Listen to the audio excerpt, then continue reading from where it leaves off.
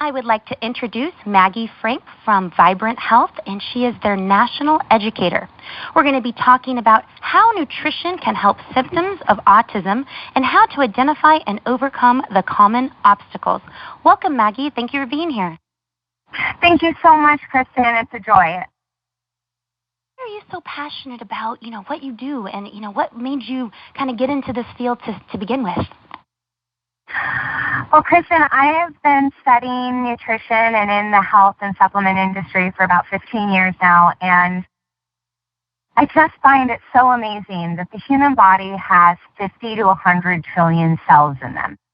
And dependent upon the nutritional choices we make on any given day, we can either get those cells to work in our favor, like being literally 15 to 100 trillion little cheerleaders every day kind of supporting us in the things that happen, whether they're good, they're bad, they're neutral, or if we're not making very good decisions, whether it's because we're lazy or we just don't have the knowledge, or as I find usually it's a combination of both, those cells can actually work against us and be like little weights pulling us back into bed every day, making the little stress seem like the end of the world.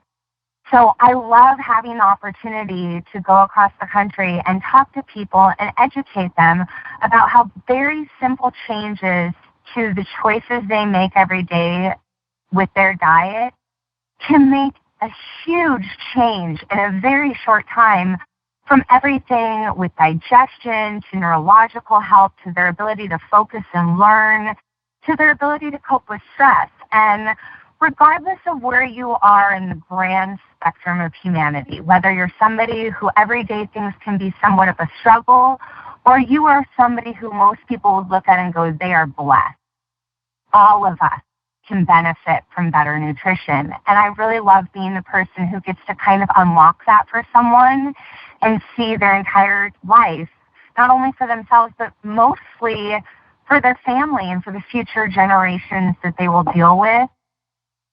They get to feel better every day. They get to be happier. It changes the world. And I really believe that we could heal the world one cell at a time if only we could get the cells the nutrients they need to do their job properly. So I love talking to people, and it's so neat talking to people that you can tell are so passionate. So I know this talk's going to be really great, and I know the families listening are going to just be able to eat all of this up and hopefully be able to take some of the things you talk about and implement it. And so that brings me to, our question is, why is nutrition possibly more important for somebody on the autism spectrum? Well, autism and other spectrum disorders present a host of their own special hurdles or obstacles. We see that very often children on the spectrum deal with gut issues, food allergy issues.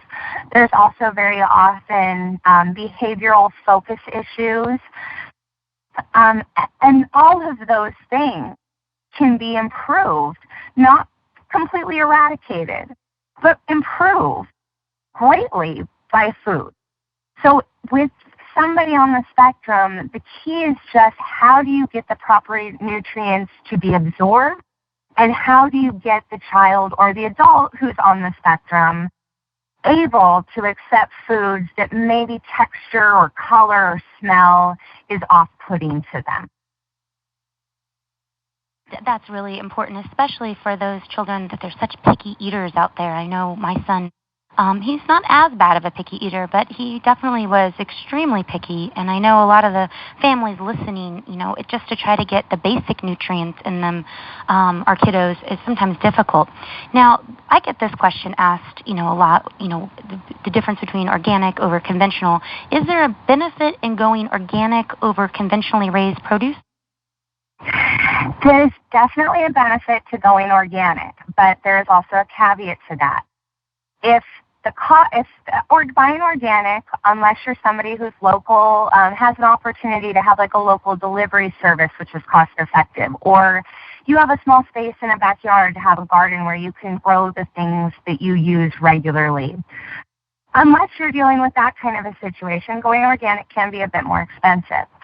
So if it is in the family funds and tweaks can be made to make the dirty dozen, like strawberries, celeries, and lettuces, a priority to choose only organic, that would be awesome. But it would never be a good idea to forego fruits and vegetables because buying organic wasn't in the family budget. Now, what about grass-fed and wild fish and game and that sort of thing? That is definitely where I would put my money. Before I would prioritize fruits and vegetables organically, I would really, if I could ever persuade anybody where the money would go, would be in the animals that they consume. Those animals are going to be on the planet a lot longer than a strawberry or a piece of lettuce. They're going to consume food throughout their life. And not only do we want to make sure that what they're eating is organic so that their hormones aren't disrupted and they stay healthy, but more importantly, what we see in grass-fed and organically raised animals is that the entire nutrient composition and fatty acid profile is changed. And those two factors especially are important for someone on the spectrum, because when we see spectrum disorders, one of the main deficiencies we see is in omega-3 DHA. When we have grass-fed animals, even if it's grass-fed beef, you are getting a significant amount of omega-3 DHA. So even if you can't get your son or daughter to eat fish, wild-caught fish is awesome. But how many kids truly love fish? It's a lot easier to get a kid to eat a grass-fed hamburger that is going to have the equal amount of omega-3s as long as it was eating the proper food throughout its lifetime. So that's where you really get the nutritional bang for your buck. We also see that grass-fed and wild game is much higher in minerals. And minerals are like cellular catalysts. They spark the cells back to life. And across spectrum disorders, we see a huge deficiency in minerals. So that's really where I would prioritize my money. With children with autism, a lot of times they're nutrient deficient. They have lots of deficiencies. Why is that happening? There's a few things at bay. We see a huge correlation with autism spectrum disorder and inadequate microflora in the gut. We see that usually these children are dealing with inability to digest their nutrients. And we're seeing that overall as a society in general, not only in spectrum disorders. And there's a few theories in play here. We have more C-sections, and when a child doesn't go down the birth canal, they're going to be deficient in gut bacteria, and they're going to be dealing with a bit of a lag. We also are seeing more antibiotics within the first 3 years of life with children, which we know through the Microbiome Project not only is going to homogenate or make the overall strain number smaller, but it's also going to make the amount and quantity of microflora we're able to colonize much lower. And when that occurs, you see less nutrient absorption. You're also going to see difficulties in how we process emotion and behavior. We have 2 to 3 neurons in our gut for every one in the brain. And that's extremely important for people on the spectrum to understand, as well as the people who love and are caring for them. Because every single thing your child, your brother, your sister, your loved one, and you yourself are consuming is directly affecting neuron health.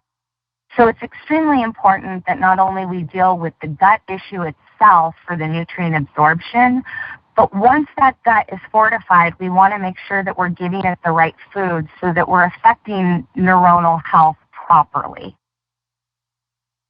What about the challenge with autism face when it comes to adequate nutrition?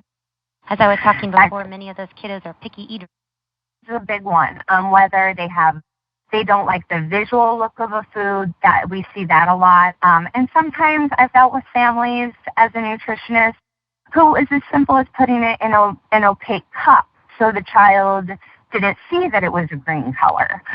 Other times you see texture aversions. And sometimes the trick there is, this wouldn't be the first place I would go, but if you have a child who will only eat chicken nuggets, maybe it's going to take doing them in some shake and bake and making them taste like have a batter around it, it would be better to get cauliflower in your kid one way that way than to not get it in them at all. So we see sometimes that you can kind of trick visually with that, or there's ways to improve texture to make it more similar to a food that they already love. But the food aversions, and then again, that inability or a non-fortified gut bacteria, those are the two big things we see. And then the third is going to be food allergy. There are a lot of children on the spectrum who deal with soy allergy, wheat allergy, gluten allergy, dairy allergy, egg allergy. The list goes on and on. So really you're dealing with a triad that can make it very difficult for a family to know what to do unless there's somebody like me with a background in this. It can be very, very overwhelming. Gut. Can the gut health be improved? It sure can, which is astounding. We didn't realize this 15, 20 years ago when I first was studying this. It's really 90% of what we all carry around every day is bacterial. We have more bacteria within us than we actually have are really human DNA. It's astounding. And that gut bacteria, very much like our cells, is either working for us or against us. So first and foremost, the way that we can start our children off, and this is, obviously the people mostly listening are dealing with a child who's already here, but they may be choosing to have another one. The things we can do during pregnancy and then after a baby's born to help with gut health is we do our best to have a vaginal delivery. That's obviously not always in the cards. I was a C-section baby. I would have died, and so would have my mom. You got to do what you got to do. But optimally, we would all come into this world vaginally. Secondly, if every woman in the world could breastfeed and our society was more supportive of breastfeeding mothers, and we were able to give our child at least the first 3 months with breast milk, we would see a lot of gut improvement as a society. But once we're already here, minimizing antibiotic use, only really using them when they are extremely necessary. As far as our diet, making sure we get a lot of prebiotics as far as fibers. The soluble fibers, things we find like in fruits and vegetables. They're going to help feed all of that good bacteria in our gut and help it get more abundant. And the more abundant our gut bacteria, the longer our microvilli become. Our intestines are lined with these little fingers, if you could imagine. They look like little fingers, and on the end of each finger is a suction cup. And of course, I'm making this a bit more cartoony than it would look if you were looking through a microscope. But for visual sake, your fingers have a little suction cup, and when you consume your nutrients through food, essentially the microvilli are reaching out with those suction cups, pulling onto the nutrient. They pull the nutrients through the mucosal membrane where the nutrients can be broken down and utilized as energy. So it stands to reason that the more fingers you can have lining your gut, the more suction cups there's going to be to grab onto nutrients, and the more nutrition you're going to get inside. So feeding those microvilli with prebiotic fibers is a great way to increase the suction cup. Probiotics are another great way. 15 years ago, when I would tell somebody you need probiotics, they looked at me like I had gone to the funny farm. Nobody wanted to take bacteria. But now we know that these clinically verified strains of bacteria can literally heal your entire system. So there are very important strains that can be supplemented through the diet. They don't have any flavor. They don't have any smell. They're easy to get by even the pickiest little eater in the world. Now, are there specific foods that should be included to obtain, optimal gut health? Of course. We want to see those fruits and vegetables for sure. If there aren't any dairy issues, things like whole milk heifers and whole milk yogurts, Greek yogurts, those things are great for gut health. And they're usually pretty kid-friendly. You can mix them into smoothies and whatnot with like the frozen berries and things like that. Nut butters, nuts are great for our digestive systems. They also give us a whole lot of minerals, which I kind of touched upon before, how deficient most people on the spectrum are of minerals. So nut butters are a great choice if they're not, of course, nut allergy prone. And we see that those foods are really going to feed good gut health, as well as fermented foods. We hear things like kimchi, sauerkraut.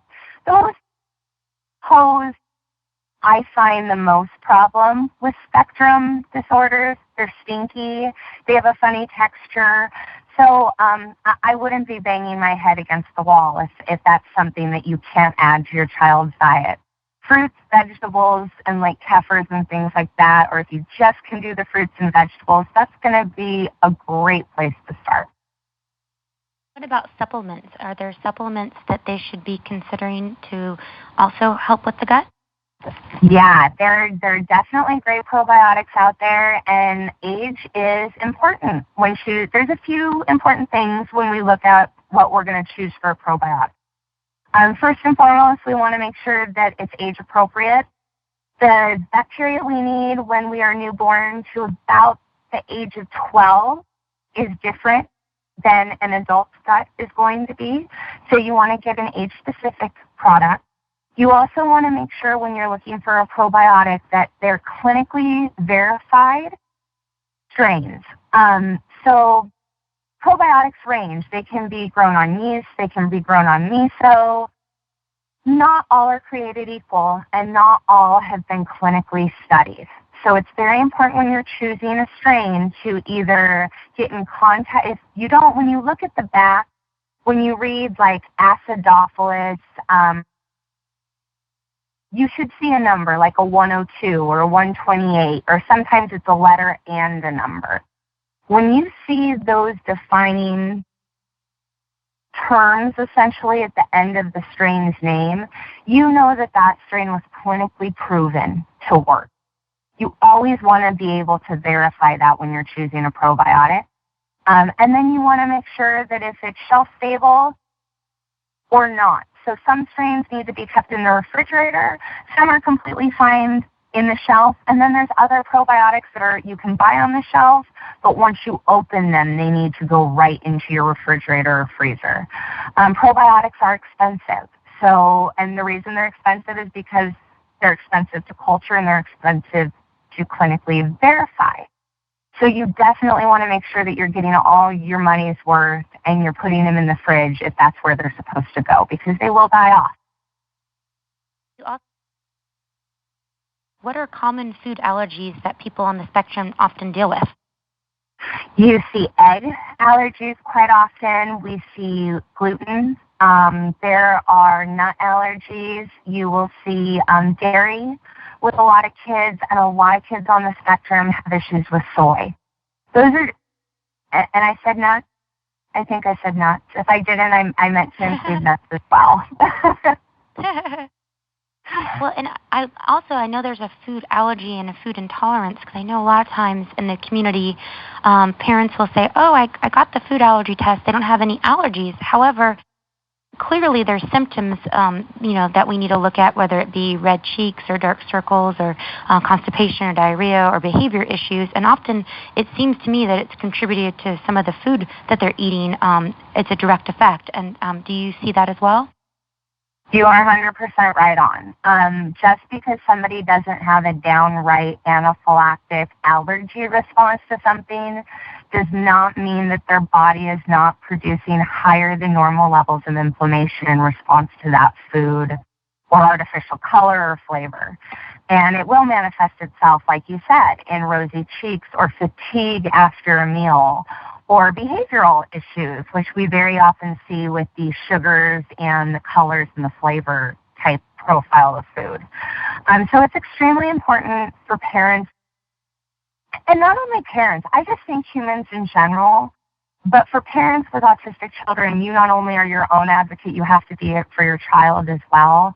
I think we all have an instinctual reaction to things. And we know when our child isn't behaving properly.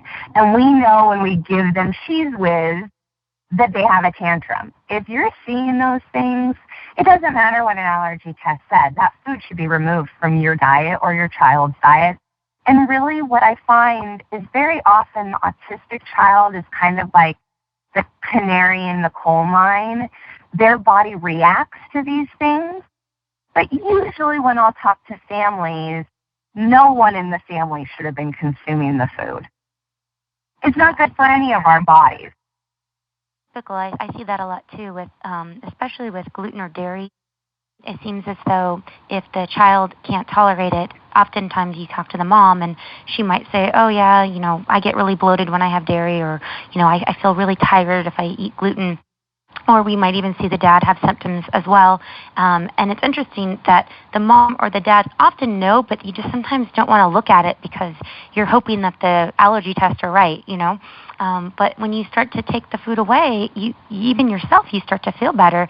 And for me, at least with my son, I often, or not often, I've done it every time he's ever changed different diets that we've done, always with a gluten-free, dairy-free foundation. But sometimes I needed to rotate and, add in different things or take away certain foods. I would do the diet with him. And even though, clearly he is a more extreme version of any type of sensitivity I might have, I could still figure out, oh, I wonder if he's feeling this, or oh, I wonder if he's feeling that. And I could at least have an idea of maybe what was going on in his body because I was having similar issues. And so I think that parents are also great detectives to try to figure out what's going on with their kids. Did you feel the same way? 100%, and I have always recommended the entire families when I've met with somebody who's dealing with either spectrum disorders or ADHD or whatever. I mean, even sometimes when it's basic asthma issues they've come to consult with me about. My advice has always been the whole family should make these changes. Yeah, and when the parents look at me, they're very confused. Well, so-and-so doesn't have the problem. Well, yeah, these things run in genetics. And just because your autistic child is the only one having a outward, visceral, strong reaction, the chances are higher than not that the other kids are dealing with negative consequences of these food choices. They're just not reacting as overtly. So just take it out of everyone's diet. And in reality, it's going to make it so much easier for the person dealing with the spectrum issue to feel like everything's the same for everyone. It keeps everyone normal. It's not, well, he has this diet because no, we are all becoming healthier. Not because of he or she, but because it's good for our family to become healthier and love our bodies enough to make the right choices. Absolutely. Now, are there typical foods that are more tolerated by people on the spectrum? I find that single food groups definitely are. Anytime you're going to deal with packaged convenience foods, you are going to run into a lot more issues. The reason being is that you may have not tested positive for any allergy, but your child may have very low allergies to all of the things we mentioned beforehand. And when you start to add a whole bunch of things to a convenience meal, those small inflammations can trigger very, very bad reactions. So I find keeping the ingredient list short is always a good idea with spectrum issues. And then I always recommend for a parent, for them in the beginning stages, to do a removal diet. Go through the top offenders and remove one at a time for, usually I tell people at least 6 weeks. See what the change in your child is. Keep a journal. You may find that gluten isn't a huge issue for your kid, and you'll minimize that a little bit lower or a little farther down the line, but maybe dairy was a huge issue, so that should be your priority. I'm a big believer that one of the first things that should go when you're looking at spectrum disorders are going to be the added sugars, the artificial colors, and anything flavored. Those, I think, should be a huge priority for any family member because they're not nutrients. They're unnecessary. Nobody should be consuming them. But as far as nutrient foods, I always will tell people to remove the worst offender for that child's behavior. and nutrition help with behavior challenges? Oh my gosh, yeah. I mean, so extremely. I mean, and I mean, this was a very severe case, but I worked with a young man about 4 years ago, and he had very, very violent outbursts. And he wasn't violent towards his family, he was violent towards himself. We started to look at nutrient deficiencies. We did a bit of trial and error with him, and what ended up making one of the biggest differences was his mother added 2 egg yolks a day to his oatmeal. And when you look at an egg, it's brilliant. It's full of all the good saturated fat the brain needs to thrive. It's phosphatidylserine, it's phosphatidylcholine, it's selenium, it's zinc. It's just a powerhouse of brain nutrition. And, I was like, well, why don't we add a few more egg yolks? And within a week, just that one little tweak had made such a difference that he wasn't getting bad reports sent back from school. Wow. We see that with fish oils. If you can get omegas into the child, whether it's going with grass-fed game or wild fish, however, or if there's a great product Barlean's makes that's a smoothie fish oil, that even the pickiest kid I've ever dealt with, I can usually just get them to open their mouth and I can squirt it and it tastes that good. The swirls. Yeah, they're amazing. So those are easy if you have to go that route. If you can't get a food source of omegas in your child, go the Barlean's route. You're going to pay more out of pocket than if you could find a food source. But when we're dealing with behavior, spectrum, focus, learning, I think any mother or father who's listening to this could attest, it's a small price to pay. Focus. What's your thoughts on nutrition helping with focus? Same. Anything you're going to help, focus is going to be the same things. Whether you're looking at sunflower lecithins, egg yolks, blueberries are great for focus and neurological health. Avocados are amazing for focus and neurological health. Bone broth. I have a client of mine whose son loves mashed potatoes. Loves mashed potatoes. Mashed potatoes may not be the best food, but it's by no means the worst. And what mashed potatoes gives us is a wonderful way to hide things. So instead of pureeing the potatoes with water, I told her, go ahead and use bone broth. That's going to give you all sorts of nutrients, all sorts of protein, gelatin, which is great for the brain. And then add some nutritional yeast. Nutritional yeast for most people tastes like Parmesan cheese. You don't have to add a lot. A teaspoon of nutritional yeast is like one of nature's wonderful, perfect multivitamins. Add some nutritional yeast to that. You've just taken something that child loves, and you've made it a superfood powerhouse. If they like sour cream on that, take some Greek yogurt instead if dairy is not a problem for them. You've just added even more. So very often we can find ways of tweaking things with a little bit of nutrition know-how. Now, what about parents that are trying to introduce new foods and supplements to children who, may be dealing with food aversions or issues with that texture or color? Find something that they love and try to get whatever you're using to be as close to that thing as possible. So if that child loves chicken strips, make zucchini strips and see if you can pass that through. If your child loves chocolate milkshake, do a smoothie with raw cacao in it, which is just a nutrient powerhouse. And instead of sweetening it with the corn syrup that most milkshakes are made with, add a nutritive sugar like some coconut sugar. The frozen banana is a great mix-in for ice cream. And it's the only way you can get spinach in.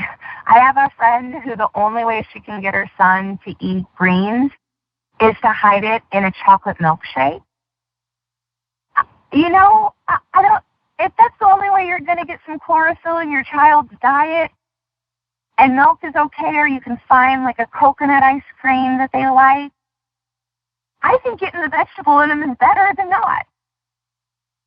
I know today on the market, there's so many different things. Like 12 years ago when my son was diagnosed and we were kind of, venturing into the whole diet world, it was really difficult to find anything that tasted good. It was a food desert. It really was, and it tasted mostly anything, especially if it was gluten-free, tasted like horrible. Cardboard. Yeah, and if it was dairy-free, it tasted like powder. It was awful. And today, there's, because we're from the Autism Hope Alliance, we have some amazing partners, and so I now know all these great products. And it's usually because I was in a market and I found it and bought it and tasted it and said, oh my gosh, we got to contact these people.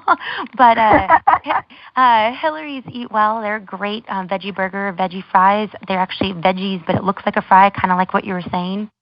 Yeah. And there's so many other options. Even when you're talking about chocolate milk, you could take the coconut milk and even Super Kids, Vibrants that you guys have. You have a chocolate version, and you could take that, and that does taste like chocolate milk to me when you make it that way.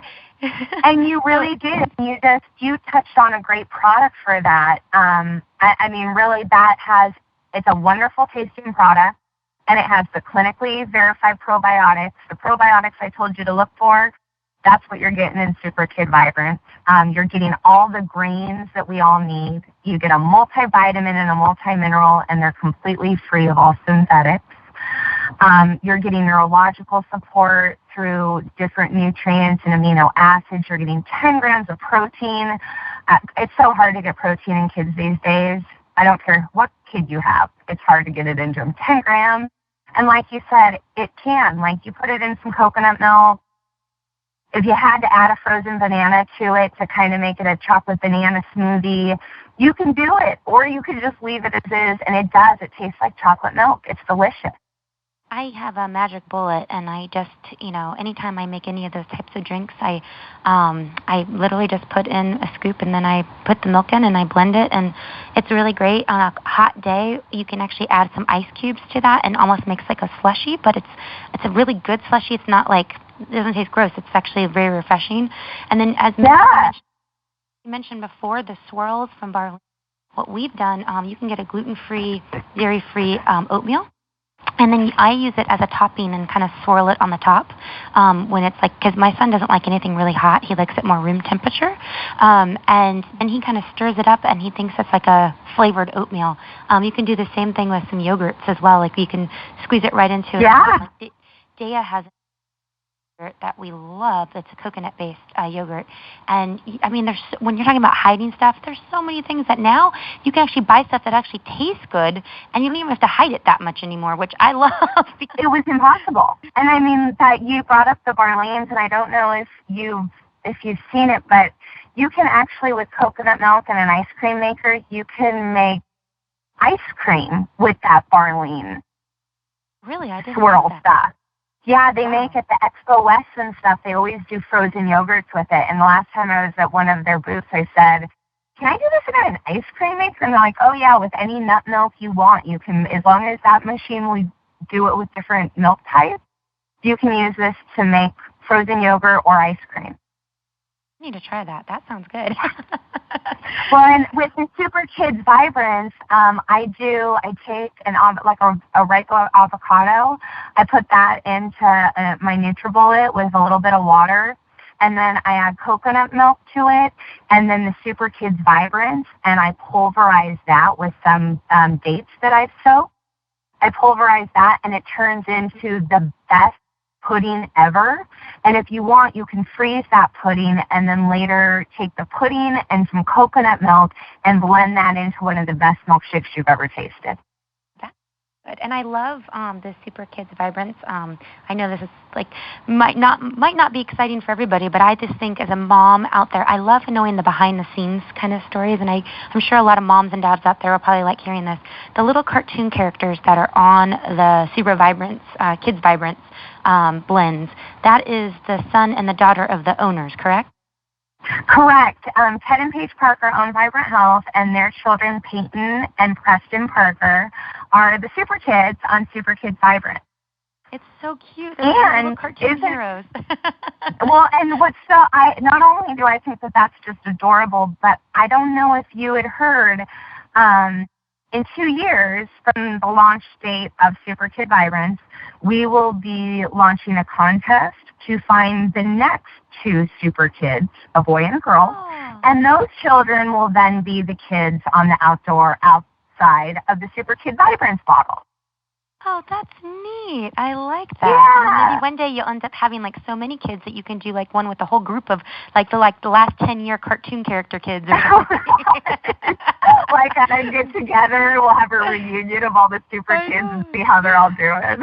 That's so great. Oh, I love the behind the scenes stuff. Now, so getting back on to what we were talking about with the other like the foods and stuff, what would you say to parents who are struggling to go organic or eliminate certain foods from the family home? Whether your goal is to go organic in your food or eliminate chemicals from your cleaning supply or detergent, my advice to any other family, I have one of my own, is don't go crazy. Don't think that overnight you have to detox your home, learn everything there has to learn about nutrition. Tomorrow has to be different. My advice is just replace whatever you're going to the store for with a better option. When your detergent runs out, buy better detergent. When your toilet bowl cleaner runs out, buy a better option. When your regular yogurt runs out and you realize that your family probably shouldn't do dairy anymore, replace it with the coconut yogurt. Just make it that easy for you. And before you know it, 6 months will pass and you'll look up and you'll have detoxed your home, detoxed your cupboard. You will all be feeling better, living healthier, and you will have not gone gray doing it or broken the bank doing it. It's a journey. Absolutely. I remember early on, first learning, I went and saw this lecture, and I won't say who because I think I don't even know if she's still around. She was older then, but she was really a sweet person, and I know had a great intention. But oh my goodness gracious, she would give these lectures, and she would say, okay, and you can't have styrofoam, and you can't use a microwave, and you can't, and mind you, I was a normal person coming from a normal world, right? So, like, everything, now I don't do any of that, but back then I was still learning. And then there is, like, a plastic bottle. Okay, if it's this number, you can only drink out of a plastic bottle if it has this number. And then if it's not organic, you cannot eat it. And then when it comes to meat, it has to be this particular cow that came from this particular region. And then the clothes, it had to be organic cotton and nothing else. And you had to make sure where they got their quality of the organic cotton from and where it was manufactured. I mean, and even your furniture in her house and the air quality. I mean, it just went on. It was over a 2-hour lecture. And I would say halfway through the lecture, I was thinking, I need a glass of wine. But then I thought, well, do I need organic wine? And what do I put it in? Do I put it in a regular glass? Or do I put it, I was completely just, oh my goodness, this is crazy. And then I noticed when I left, I was kind of freaked out and kind of almost shaking a little bit, oh my gosh, what am I going to do? And I don't think I ended up doing anything for a couple of weeks because it was too much. I didn't even know where to start. And, because I was well, gosh, I already did this and this and this messed up. Well, I might as well do that too, So I think sometimes it can be so overwhelming. And that's why I think your advice of just take it one step at a time. And eventually you do get to where, oh, okay, I'm pretty much almost everything now, and it's well, and there's going to be things that are would I love to have organic furniture in my home? Sure. Yes. Am I a multi-millionaire? No. So a pillow could be $30,000. $30,000 if you get a bed set that's organic and handmade and has no petroleum and no lacquer, and it's just so.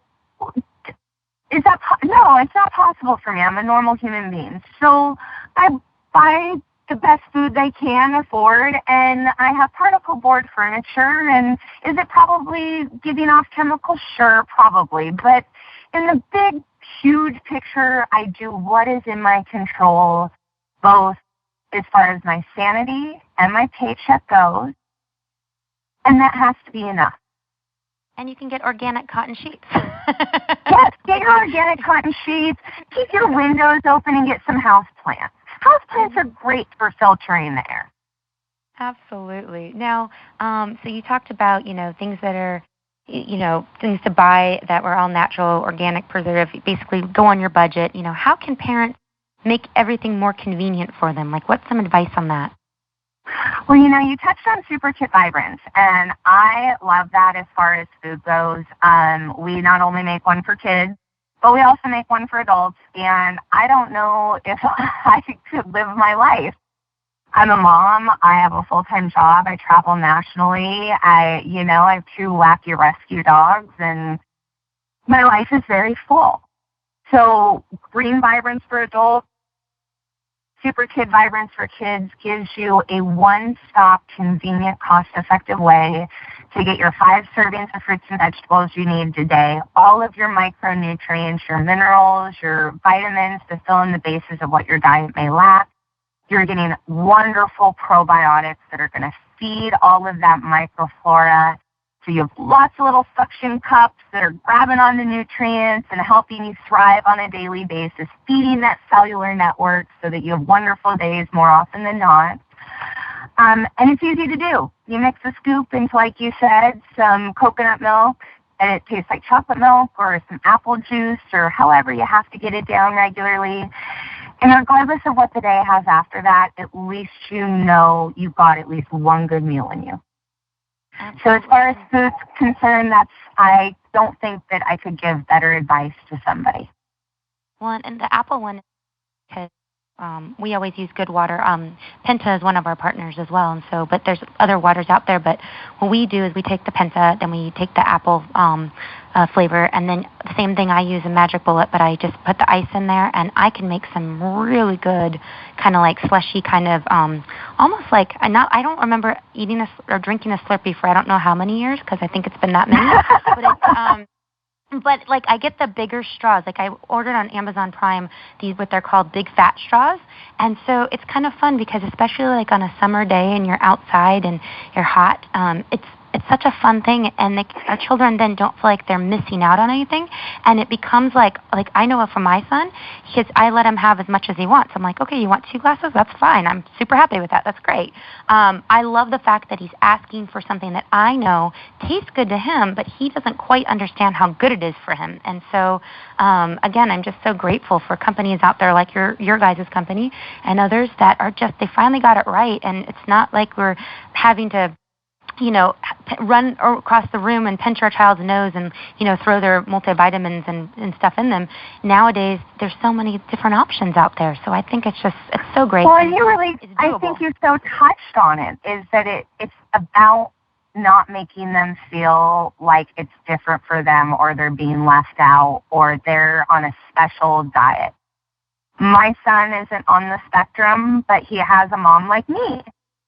So that's the same hurdle I will have to deal with. I mean, does my gut tell me to make the vegan, raw, organic cupcake and take it with me to his birthday party? It sure does. But I also have to ride the line of not being too extreme. So it's all about finding a way to make them do nutritious things that they not only enjoy, but seem normal enough. And that they're, quote unquote, friends without moms like us or friends who don't have to be on special diets also want to drink. Yeah. That's a wonderful place to be in when we get the best of both worlds. You don't want the friends coming over going, oh, that's this house. I remember growing up, I had a girlfriend, and every time I'd go to her house, it was always like her mom was always on some massive diet, so everybody else had to eat whatever she was eating. And so, because clearly she didn't want to feel, not part of the group, I guess.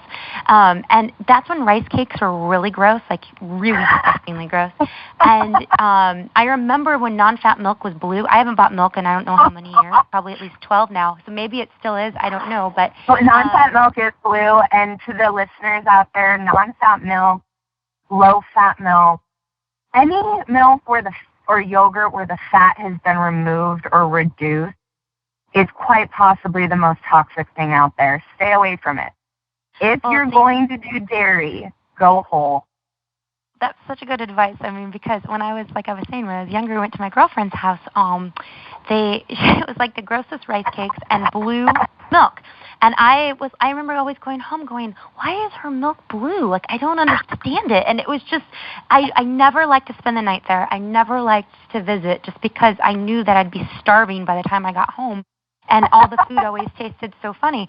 So it's nice that today we have foods, and if your child doesn't have special needs, but your child's eating a very healthy lifestyle. My child has special needs, but it's eating a very healthy lifestyle.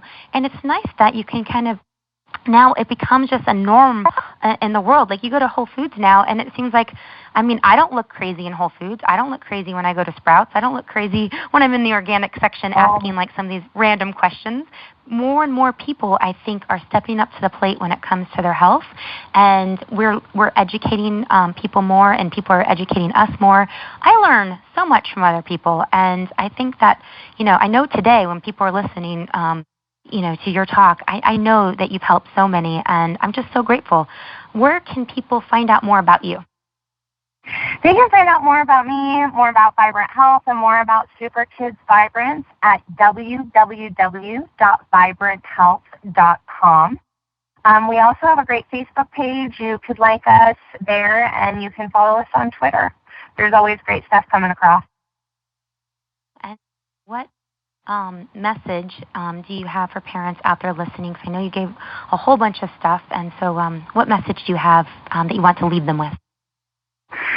I know that it can feel overwhelming. I know, not from personal experience, but from supporting families who were dealing with your struggle, that you have a whole lot thrown at you from every angle right now. Take a deep breath. Do the best you can with every day. Don't make it any more stressful than it has to be. If you can, the best nutrition you can get in that moment, that's the best you can do. Just try to make it the best every moment, and you will see the results through your child's behavior, through their focus, through the way they start to learn and behave in class. And not only will your child be improved by those changes, but so would your whole family. It's worth the effort, but take it one step at a time. You can do it, and you're doing an amazing job. If you're listening to this right now, you are doing an amazing job as a parent. And keep up the great work.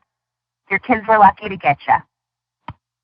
That's a great, great message. And, thank you, Maggie, and thank you to Vibrant Health. You guys are one of Autism Hope Alliance's partners, and you guys help so many families and are just so generous, donating so many different products when we go to conferences and lectures and such. And, you guys really are making a big, big difference. So thank you for everything you guys do.